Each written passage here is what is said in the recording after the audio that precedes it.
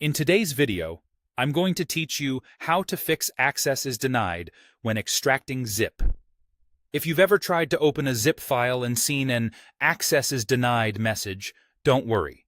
This usually comes down to Windows security blocking the file because it was downloaded from the internet, or trying to extract it to a location where your account doesn't have permission to write. I'll walk you through a quick, reliable way to solve it. Start by finding the zip file in File Explorer. Right-click it and choose Properties. This opens a small window with several tabs. Make sure you're on the General tab. Look near the bottom for a security note that says something like, "This file came from another computer and might be blocked to help protect this computer." If you see an unblock option, select it. This removes a safety flag. Windows adds to downloaded files, which can prevent them from being opened or extracted properly. If you don't see the unblock option, that's okay. It just means the file isn't flagged and you can move on. After selecting Unblock, click Apply, then click OK to save the change and close the window. This step is important because it confirms the new setting, and Windows won't recognize the change until you apply it.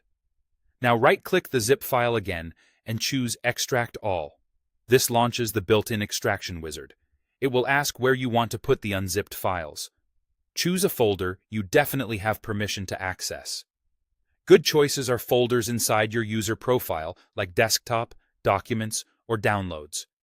These are designed for everyday use and almost always allow you to create and modify files without issues. Avoid system locations such as program files, the Windows folder, or the root of your C drive because those can be locked down and often trigger access is denied. Similarly, if you're working on a network location or an external drive that might be read-only, switch to a local folder you own to keep things simple. Once you've picked a suitable destination, proceed with the extraction. The files should unpack without that access error now. If you still run into trouble, double-check that the destination is a folder you control and not a restricted or shared path with limited rights. That's all there is to it. Unblock the zip if necessary, apply the change, and extract it to a folder where you have full permission.